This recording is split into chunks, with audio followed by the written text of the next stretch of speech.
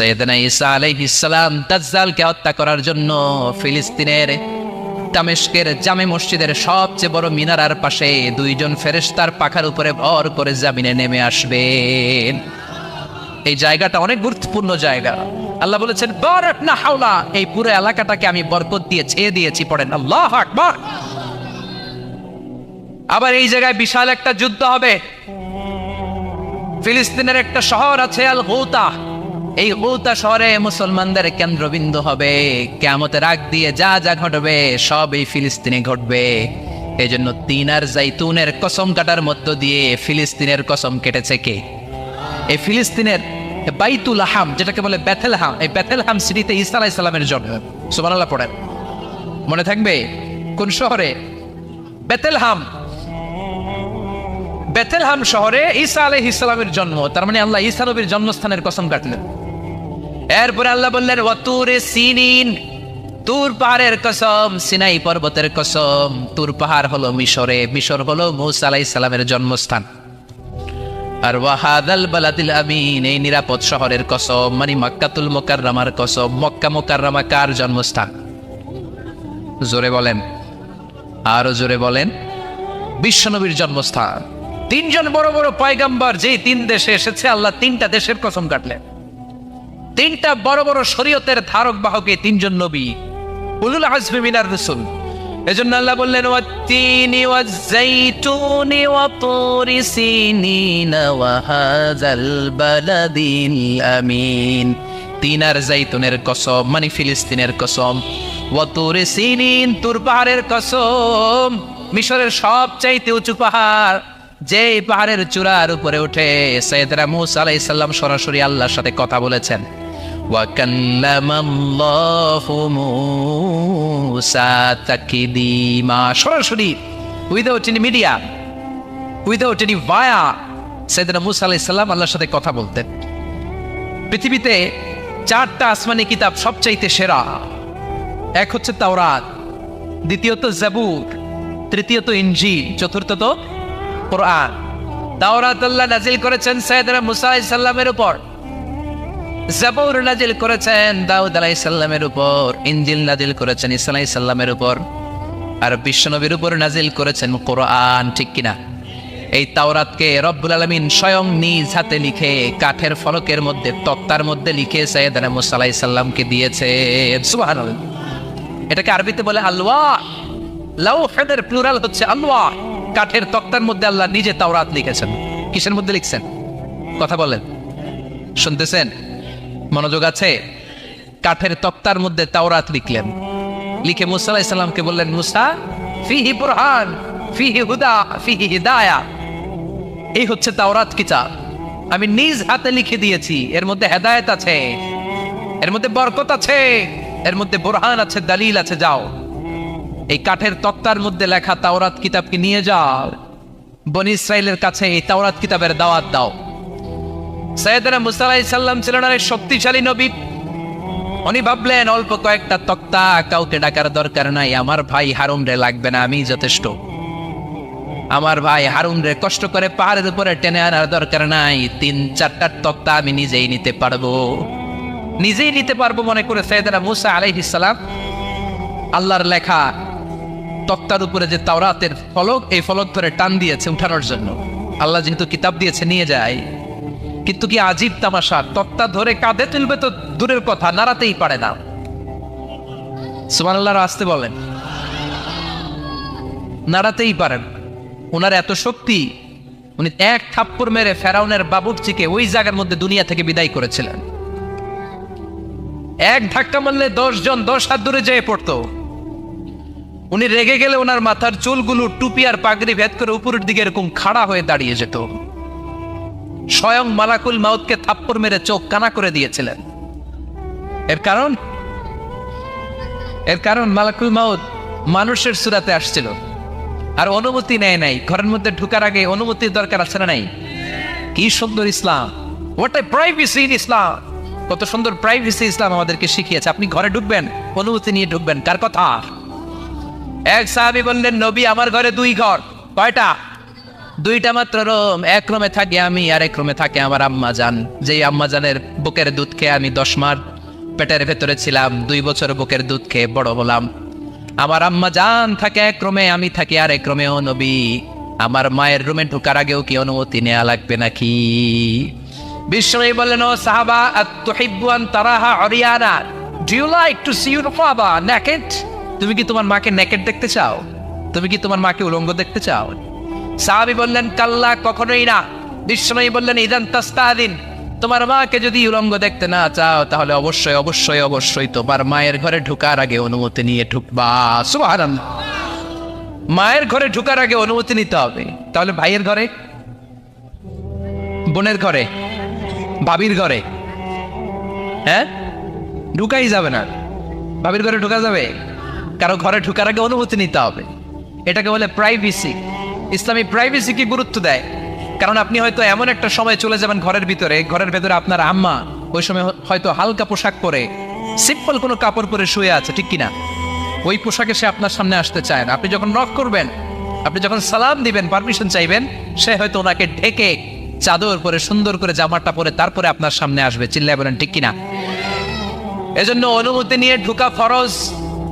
কারো ঘরে যখন যাবেন আগে সালাম দিবেন, 3 বার সালাম দিবেন। 3 বার সালাম দেওয়ার পরে যদি উত্তর না পাওয়া যায় চলে যাবেন। কার কথা মানতে রাজি আছেন তো?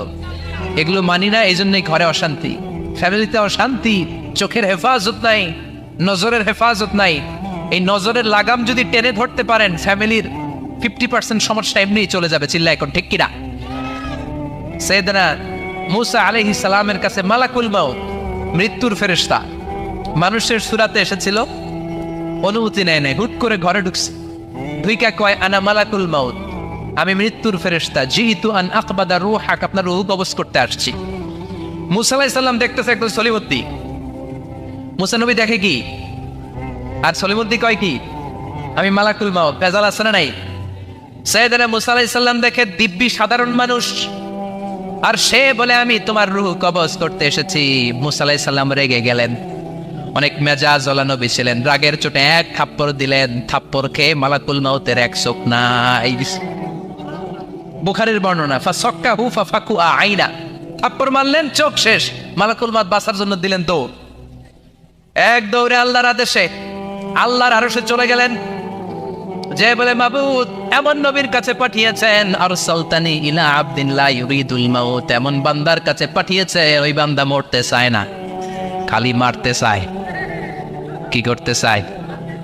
মরতে চায় না, মারতে চায়। দেখেন কি করছে আল্লাহ। বললেন, ও মালাকুল মাউত, ভুল করছো, সালাম দাও না, অনুমতি নাও না, মানুষের সুরাতে গেছো, আর নবীও সাধারণ নবী না, মেজাজওয়ালা নবী, ঠিক কিনা? চিন্তা করে লাভ নাই, আমি কথা বলবো। সাইয়েদনা মূসাকে আল্লাহ ডেকে বললেন, ও মূসা, তুমি নাকি মরতে চাও না, খালি মারতে চাও।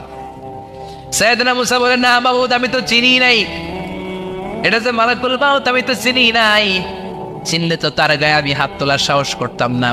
আল্লাহ বললেন, ও মূসা, যাও, দা'য়াদাকা আলা মাতনি সাউর, ওই যে একটা গাভী দেখা যায়, ষাঁড় দেখা যায়, ওই গরুর পিঠের উপরে তোমার ডান হাতটা রেখে দাও। সাইয়েদনা মূসা আলাইহিস সালাম গরুর পিঠের উপরে ডান হাত রাখলেন। আল্লাহ বললেন, মূসা, তোমার ডান হাতের নিচে গরুর যতগুলো পশম, প্রত্যেকটা পশমের বিনিময়ে তোমার 1 বছর করে হায়াত আমি বাড়িয়ে দিলাম। মরতে যখন চাও না, মারতে যখন চাও, আরো কয়েক বছর মারো, হায়াত আমি বাড়িয়ে দিলাম। মূসা আলাইহিস সালাম বললেন, আল্লাহ সুম্মা মাদা, এই হাতের নিচে গরুর যত পশম তত আমার হায়াত বেড়ে যাবে। ধরলাম হাতের নিচে 2000 পশম, 2000 বছর হায়াত বাড়িয়ে দিলেন, কিন্তু সুম্মা মাদা, 2000 বছর পরে কি হবে, আগে ওইটা কোন, ওই জামালাটা ভাঙে আগে। আল্লাহ বললেন, মূসা সুম্মাল মাউত, তারপরে তো তোমাকে মরতেই হবে, এই পৃথিবীতে আসলেই মরতে হয়। কুল্লু নাফসিন যায়িকাতুল মাউত, এই পৃথিবীতে যারা একবার আসবে তাদেরকেই মরতে হবে, ঠিক কিনা? সাইয়েদনা মূসা আলাইহিস সালাম বললেন, ফাল আনা, তাহলে আর দেরির দরকার নাই, এখনই আমাকে নিতে বলেন। সুবহানাল্লাহ। মালাকুল মাউত এসে মূসা আলাইহিস সালামের রূহ কবজ করে ফেললেন। এই মূসা আলাইহিস সালামের সাথে সরাসরি আল্লাহর কথা হতো এই তুর পাহাড়ের উপর, আর এই তুর পাহাড়ের নামে কসম কেটেছে কে? ওয়া তুরি সিনিন, আল্লাহ বললেন তিন আর জাইতুনের কসম, মানে ফিলিস্তিনের কসম।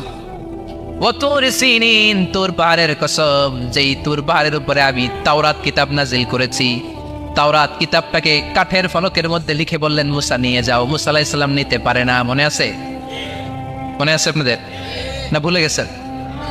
মুসা আলাইহিস সালাম ধরলেন, নাড়াতে পারেন না। আর কাঁধে তুলবে তো দূরের কথা, নাড়াতেই তো পারেন। এত শক্তিশালী নবী। তাওরাতের যে আল্লাহ তাওরাতের ফলক, এই বাণীগুলো নিয়ে বাণীবাহকের কাজ করবে, বার্তাবাহকের কাজ করবে, বানী ইসরায়েলের কাছে এই পয়গাম পৌঁছে দিবে, কিন্তু তুলতেই তো পারে না। আল্লাহর ডেকে বলে, আল্লাহ পারি না। আল্লাহ বললেন ট্রাই করো, ট্রাই এগেইন, আবার চেষ্টা কর, দেখো না পারো কিনা। হাবিল সাইয়েদনা মুসা আলাইহিস সালাম ভাবলেন এই দিক দিয়ে পারি না, ওই দিক দিয়ে ধরলে মনে হয় পারবো। এবার তক্তার ওই পাশ দিয়ে নাড়াচাড়া শুরু করছে, ওই দিক দিয়েও পারে না। এবার ভাবলেন এক কাজ করি, মাঝখান দিয়ে দেখি নাড়াতে পারে কিনা। সাইয়েদনা মুসা আলাইহিস সালাম কাঠের তক্তাগুলোর মাঝখান দিয়ে ধরলেন, টান দিলেন, কিন্তু তক্তা নড়ে, নাড়ানোই যায় না। কাঁধে তুলবে তো দূরের কথা। সাইয়েদনা মুসা আলাইহিস সালাম অপরাগ হয়ে আল্লাহর ডেকে বললেন, ও মাবুদ পারি না। আল্লাহ আসলে চাচ্ছে মুসা যেন বলে পারি না। মুসা পারে না এটা শুনতে আল্লাহর বড় মনে চায়। সুবহানাল্লাহ কইবেন না? কারণ সব জায়গায় উনি পারে আর মারে।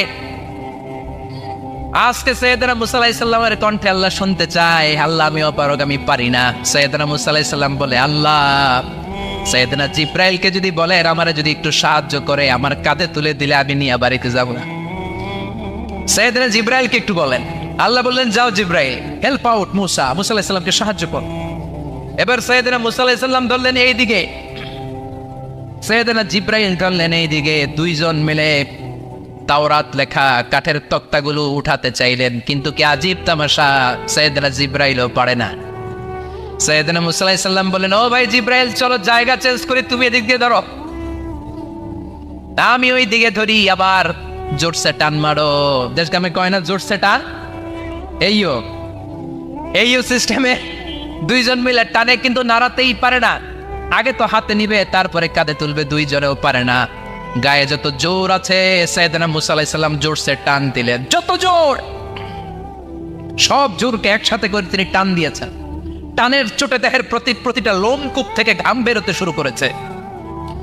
টানের চোটে রক টান খেয়ে যাচ্ছে, কোমরের রক ছিঁড়ে যাওয়ার অবস্থা, কিন্তু কাঠের ফলকগুলো নাড়ানো যায়। সাইয়েদনা মুসা আলাইহিস সালাম বললেন, আল্লাহ জিব্রাইলও পারে না। জিব্রাইলের সাথে হাজার হাজার সহকারী ফেরেশতা, তাদেরকে একটু বলেন হেল্প করার জন্য। সুবহানাল্লাহ পড়েন। হাজার হাজার ফেরেশতা তুর পাহাড়ের উপর সবাই মিলে জোরে জোরে টান দেয়, জোরে জোরে টান দেয়। সবাই মিলে চেষ্টা করে তাওরাত লেখা ফলক এক প্রান্ত থেকে আরেক প্রান্ত কোনো জায়গা দিয়ে ধরে 1 ইঞ্চি নাড়াতে পারে না। এই অবস্থা দেখে আল্লাহ বললেন, ঘটনা কি? আল্লাহ পারি না। সাইয়েদনা মুসা আলাইহিস সালাম কি বলে? আল্লাহ পারি না। আল্লাহ বললেন, মুসা এই ফলকগুলোর এত ওজন নয়, কাঠের এই তক্তাগুলোর এত ওজন নয়, কিন্তু এই কাঠের তক্তার মধ্যে যে বাণীগুলো লেখা হয়েছে, বাণীগুলো কার? এটা আমার বাণী, আমার কথা। এই জিনিসটা বোঝানোর জন্য আমি এটার ওজনকে ভারী করে দিয়েছি। এবার জিব্রাইলের সহকারী ফেরেশতা লাগবে না, জিব্রাইলের সহযোগিতা লাগবে না। তোমার গায়ে আমি যেই জোর দিয়েছি, টান দিয়ে দেখো সবগুলারে কাঁধে তুলে নিতে পারবা। সাইয়েদনা মুসা আলাইহিস সালাম এবার বিসমিল্লাহ বলে সবগুলো তাওরাত লেখা কাঠের তক্তাগুলো কাঁধে নিয়ে এক দৌড়ে বাড়ি। আল্লাহু আকবার।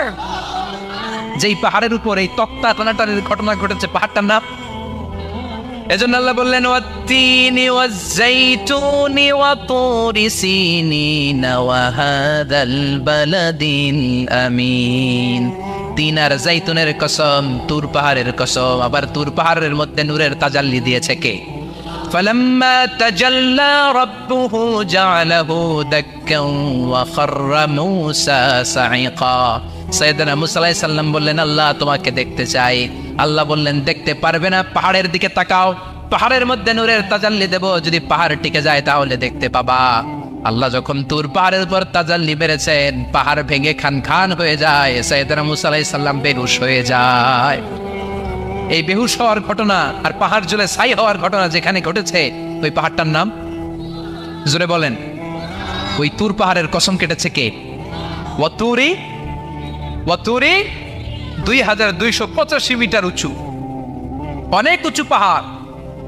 আবার ইয়াজুজ মাজুজ যখন পৃথিবীতে আক্রমণ করবে, ইন্না ইয়াজুজ ওয়া মাজুজ মুফসিদুনা ফিল আরদ, তামাম জাহানে ইয়াজুজ মাজুজ যখন আক্রমণ করবে, তামাম পৃথিবীটাকে যখন লন্ডভন্ড করে দিবে, সাইয়েদনা ঈসা আলাইহিস সালাম মুমিন বান্দাদেরকে নিয়ে যেই পাহাড়ের উপর আশ্রয় নিবেন সেটা হলো এই তুর পাহাড়। সুবহানাল্লাহ।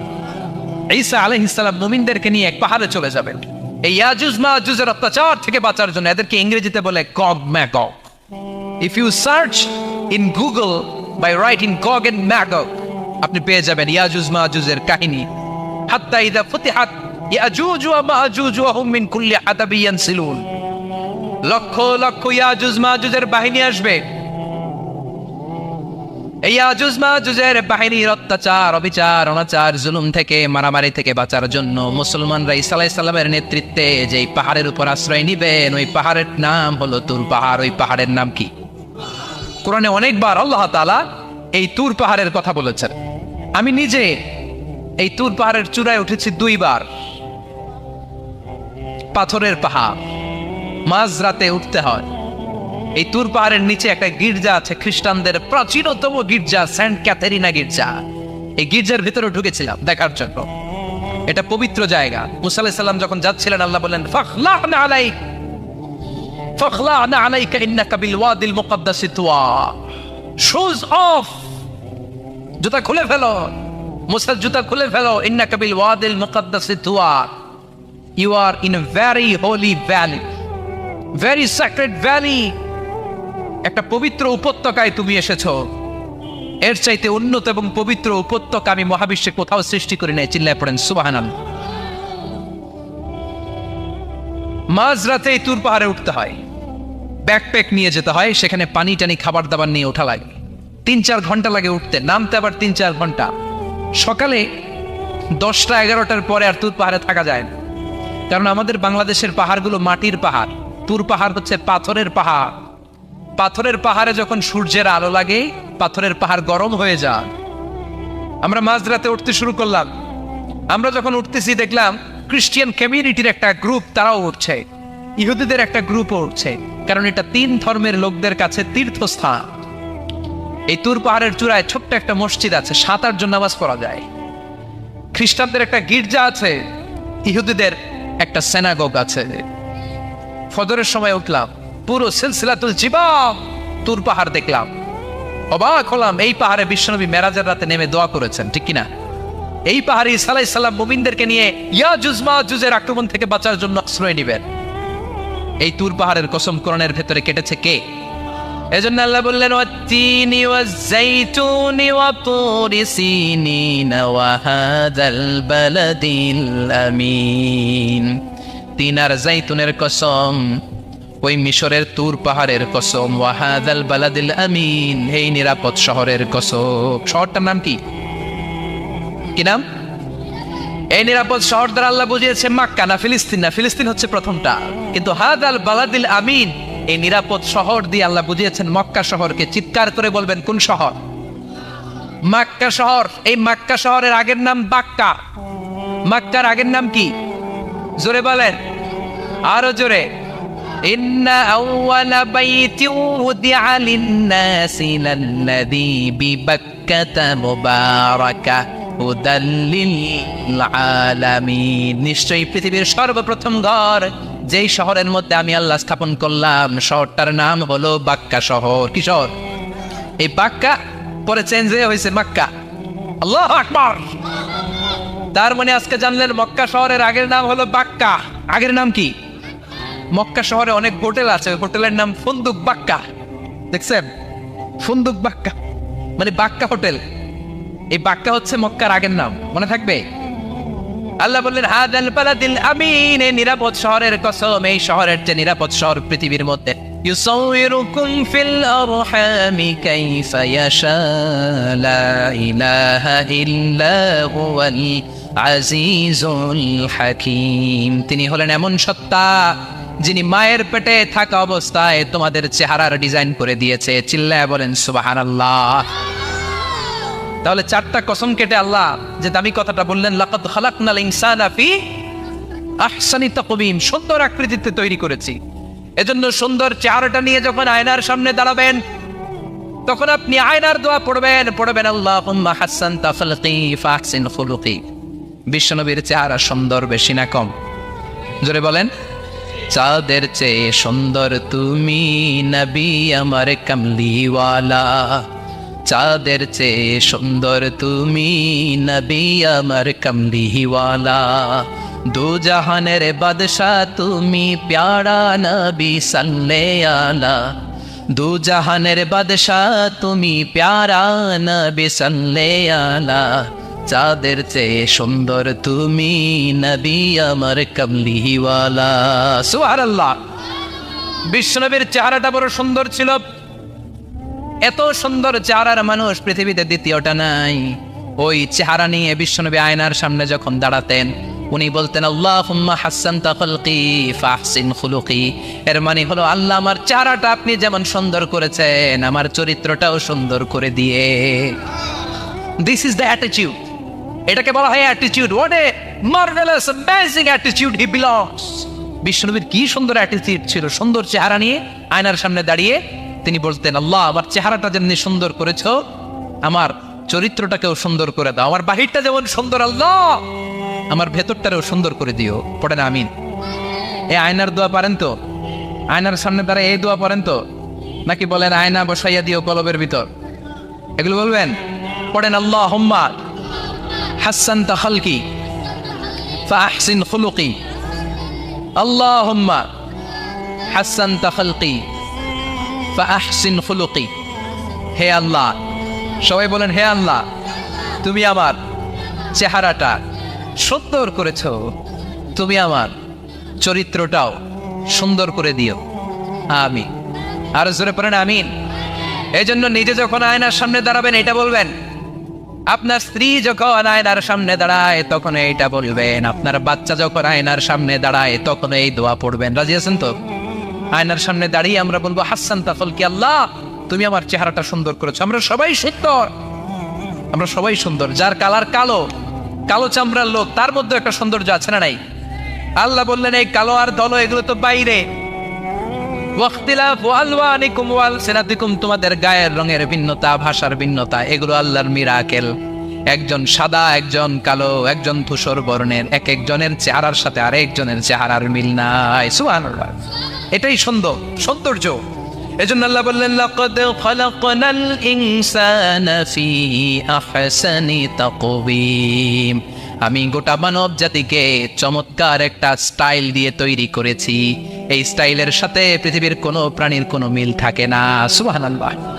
কি অসাধারণ আমাদের কাঠামো। আপনি যদি হিউম্যান ব্রেইন নিয়ে চিন্তা করেন, আমাদের ব্রেইনের ক্যাপাসিটি কিন্তু অনেক বেশি। এই পৃথিবীতে সবচেয়ে পাওয়ারফুল যে কম্পিউটার আবিষ্কার করা হয়েছে এটার নাম ক্রে-1 super computer. United States of আমেরিকাতে যারা মিলিটারি বেসে জব করে, তাদের ম্যাথমেটিক্যাল ইকুয়েশন ড্র করার জন্য, সলিউশন করার জন্য এই ক্রে-1 সুপার কম্পিউটার তারা ইউজ করে। বিজ্ঞানীরা হিউম্যান ব্রেইনের ক্যাপাসিটির সাথে ওই ক্রে-1 সুপার কম্পিউটারের তুলনা করেছে। তারা তুলনা করে দেখেছে ক্রে-1 সুপার কম্পিউটারের চেয়েও আমাদের ব্রেইন শতগুণ বেশি শক্তিশালী। আমাদের হেয়ারিং সিস্টেম নিয়ে যদি আপনি গবেষণা করেন অবাক হয়ে যান। এই যে কানের মধ্যে এখানে পেঁচানো দেখা যায়, এটা কি আল্লাহ এমনি এমনি দিছে? মা খালাকতা হাদা বাতিলা, এমনি এমনি আল্লাহ কিচ্ছু দেয় নাই। এই পেঁচানো ডিজাইন না থাকলে আপনি শুনতে পেতেন না। আপনার কান দুইটা যদি কেটে কান কাটা রমজান করে দেয়, আপনি কোনো আওয়াজ শুনতে পাবেন না। এই কানের ডিজাইন গুলো, এই আঁকাবাঁকা পথগুলো আল্লাহ তাআলা দিয়েছে ইথারে ভেসে আসা সাউন্ড গুলোকে ইলেকট্রিক্যাল সিগন্যালের মাধ্যমে ভেতরে ঢুকানোর জন্য। কানের তিনটা পার্ট থাকে, একটা হচ্ছে আউটার এয়ার, একটা হচ্ছে মিডল এয়ার, তারপরে হচ্ছে ইনার এয়ার, মাঝখানে এয়ার ড্রাম থাকে। এই আউটার এয়ার থেকে, মিডল এয়ার থেকে, তারপরে ইনার এয়ারে ইলেকট্রিক্যাল সিগন্যাল দিয়ে বাতাসে ভেসে আসা এই সাউন্ডের ওয়েভগুলো, এই তরঙ্গগুলোকে ইলেকট্রিক্যাল সিগন্যাল দিয়ে ট্রান্সমিট করে ব্রেইনের হেয়ারিং নার্ভের কাছে পাঠিয়ে দেয়। এই সূক্ষ্ম কাজগুলো হতে আসলে অনেক সময় লাগে, কিন্তু 1 সেকেন্ডের মধ্যে আমি বলছি আর আপনারা সেকেন্ডে শুনছেন। চিল্লা এখন সুবহানাল্লাহ। আবার কান যেখানে রাখা দরকার আল্লাহ ওইখানে রাখলেন, চোখ দুইটা যেখানে দেয়া দরকার ওইখানে দিলেন, নাক যেখানে দেয়া দরকার ওইখানে, মুখ যেখানে দেয়া দরকার। এর চেয়ে সুন্দর করে কি আর তৈরি করা যেত? নাক এইখানে না রেখে অন্য জায়গায় সেট করলে কি বেশি সুবিধা হতো? নাক যদি পেছনে থাকতো, খাওয়ার সময় খাবারটা বাসি না ভালো এটা ঘ্রাণ নেওয়ার জন্য সব সময় খাবার পেছনে নিয়ে ধরা লাগতো, ঠিক কিনা? তার মানে নাক এই জায়গায় রাখাতে সুবিধা হয়েছে না? সুবহানাল্লাহ কইবেন না? কি সুন্দর মুখটা দিলেন, হ্যাঁ, কি সুন্দর চোখ দিলেন। এই কান দিয়ে আমরা শুনি, দেখেন কানের সেটিংটা কত সুন্দর। ধরেন ফর এন এক্সাম্পল, উদাহরণস্বরূপ এই কানটা আল্লাহ এইখানে না রেখে এই কান যদি আপনার এই বাম বগলের ভিতরে দিত, আর এই কান যদি আপনার এই বগলের নিচে দিত, তাহলে আজকে মিজানুর রহমান আজহারীর ওয়াজ শোনার জন্য সবার এইভাবে বসে থাকা লাগতো 1.5 ঘন্টা। কারণ এইভাবে এখন যেভাবে আছেন এইভাবে বসে থাকলে তো কান চাপা পড়ে যেত, কথা একটাও শোনা যেত না। সুবহানাল্লাহ কইবেন না? চোখের সেটিংটা কত সুন্দর। চোখ এইখানে না রেখে যদি মাত্র 2 ইঞ্চি উপরে এইখানে দিত, সেজদা দিতে পারতেন। শীতকালে যে ফুটবল খেলেন, হেড দিতে পারতেন। হেড দিতে গেলে বল চোখের মধ্যে লাগা, চোখ শেষ। সুবহানাল্লাহ পড়েন। কি অসাধারণ অবকাঠামো! এই হিউম্যান অ্যানাটমি নিয়ে গবেষণা করলে মানুষ অবাক হয়ে যায়। দেহের ভেতরে কি সমস্ত যন্ত্রপাতি দিলেন, কিডনি দিলেন, গল ব্লাডার দিলেন, হার্ট দিলেন, লাং দিলেন। যেখানে যে অঙ্গটা রেখে দেওয়া দরকার ঠিক সেইভাবে মায়ের পেটে থাকতেই আমাদের ডিজাইন দিয়েছে কে? এতগুলো ডিজাইনের মালিক কে? 600 কোটি মানুষ যদি পৃথিবীতে থেকে থাকে তাহলে 600 কোটি ডিজাইন লাগছে না ওনার? আরো কয়শো কোটি আসবে আমরা জানি। কয়শো কোটি ডিজাইন চলে গেছে জানি। একটা ডিজাইনের সাথে আরেকটা ডিজাইনের মিল আছে? চিৎকার করে বলেন এই কারিগরটা কে? এজন্য আল্লাহ বলেন 4টা জিনিসের কসম কেটে তোমাদেরকে আমি যেটা বলবো শোনো। লাকাদ খালাকনাল ইনসানা ফি আহসানি তাকওয়িম। আমি মানুষের আকৃতিটা, মানুষের চেহারাটা বড্ড সুন্দর করে তৈরি করেছি। এত সুন্দর করে আল্লাহ তৈরি করেছেন, এর কোনো বাতিল নাই, কোনো বিকল্প নাই। চোখ যেমন হওয়া দরকার ঠিক তেমন। এই চোখ নিয়ে কত গবেষণা হয়েছে শুনলে অবাক হয়ে যাবেন। মাত্র 2 মিলিমিটার ডাইমেনশনের ছোট্ট আমাদের এই চোখ। এই চোখ দিয়ে আমরা অনেক কিছু দেখি। কাছের জিনিস যেমনি দেখি, দূরের জিনিসও দেখি। দূরের চাঁদ দেখি, দূরের সূর্য দেখি, দূরের মেঘমালা দেখি, ওই বিমানটাকে দেখি, আবার কাছের ছোট্ট মানুষটাকেও দেখি, ঠিক কিনা? এটার ভেতরে আল্লাহ অনেক পাওয়ারফুল মেগাপিক্সেল দিয়েছেন। এই পৃথিবীতে সবচেয়ে পাওয়ারফুল যে ক্যামেরাগুলো আবিষ্কার হয়েছে মুভি শুট করার জন্য, সেখানে যেই মেগাপিক্সেল আল্লাহ দিয়েছেন চোখের ভেতরে এর কয়েক গুণ বেশি দিয়েছেন। চিল্লায় বলেন আল্লাহু আকবার।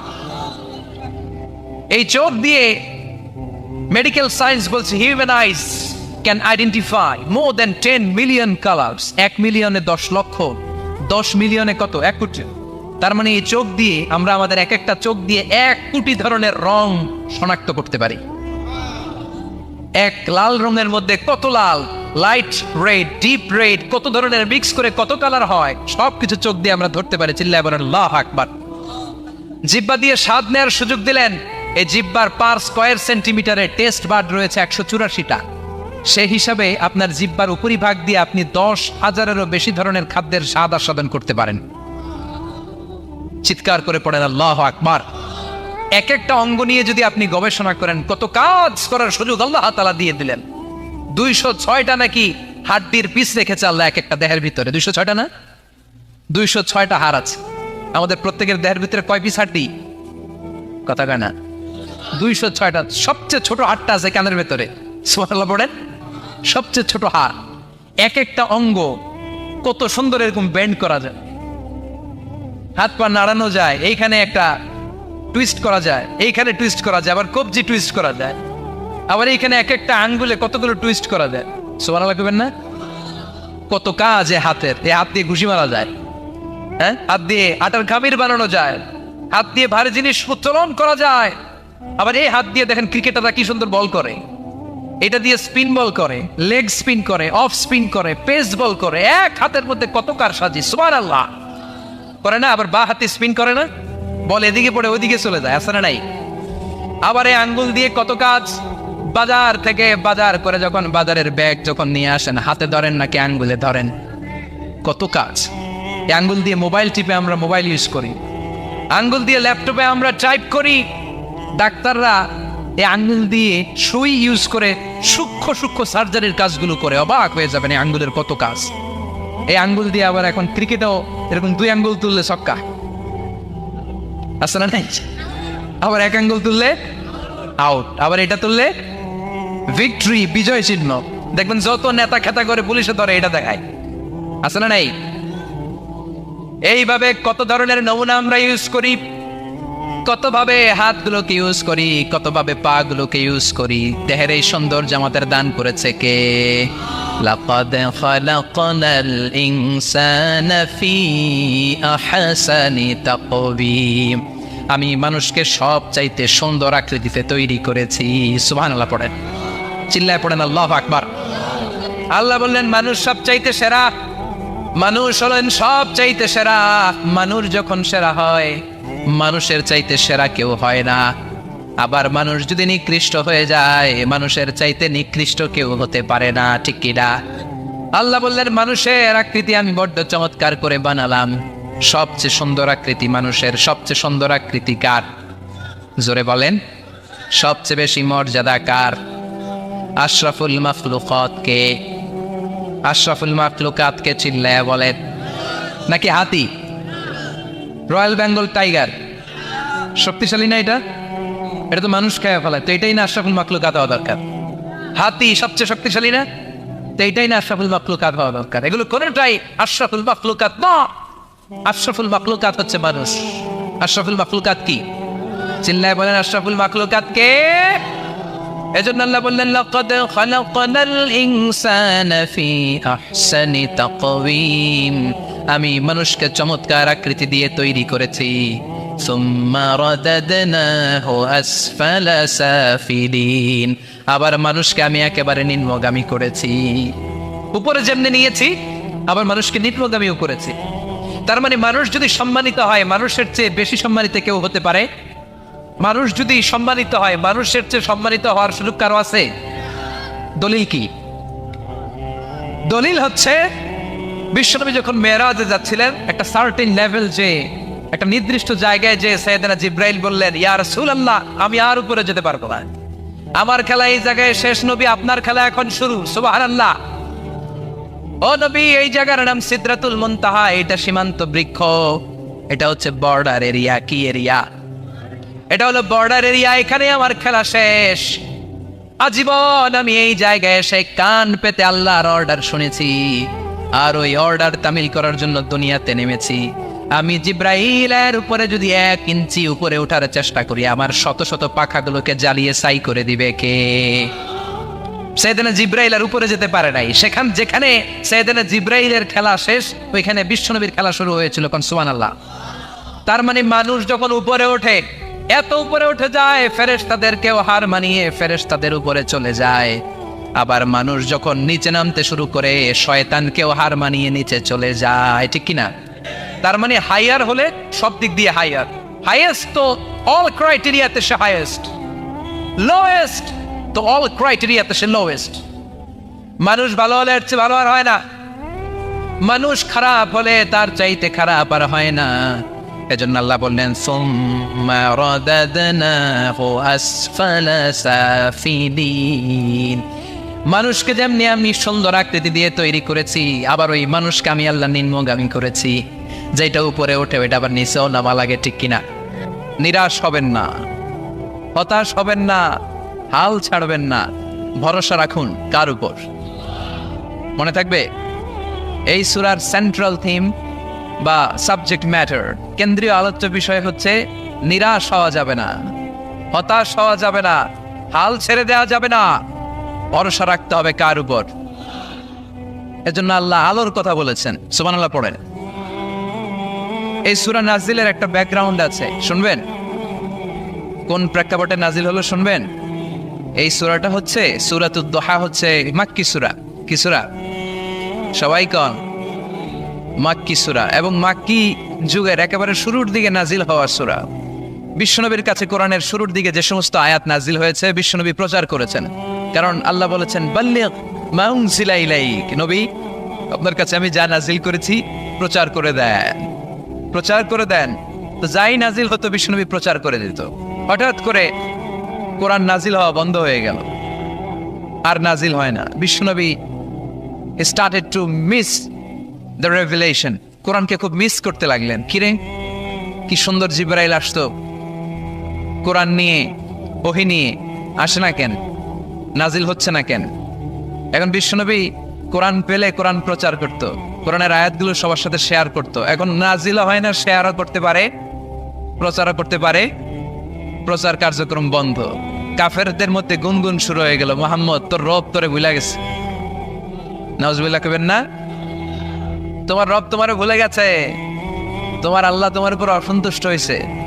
কোন বর্ণনায় এসেছে 15 দিন, কোন বর্ণনায় 1 মাস, কোন বর্ণনায় 3 মাস, কোন বর্ণনায় 6 মাস ওহী নাজিল বন্ধ ছিল।